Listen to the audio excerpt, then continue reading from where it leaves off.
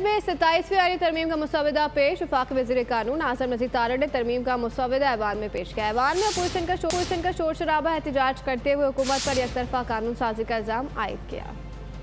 Senate का इजलास 1.5 घंटे ताखीर से शुरू हुआ। ऐवान में अपोजिशन अरकान ने नारेबाजी की। चेयरमैन सेनेट यूसुफ रज़ा गिलानी की ऐवान को पुरअमन रखने की अपील। सेनेट के अहम इजलास में वफाकी वज़ीर कानून ने 27वीं आईनी तरमीम का मुसव्वदा पेश करते हुए कहा, तरमीम तमाम सियासी जमातों से मुशावरत के बाद तैयार की गई है। ऑल इंक्लूसिव है, जो कि 18वीं तरमीम की ऐन रूह के मुताबिक बनाया गया।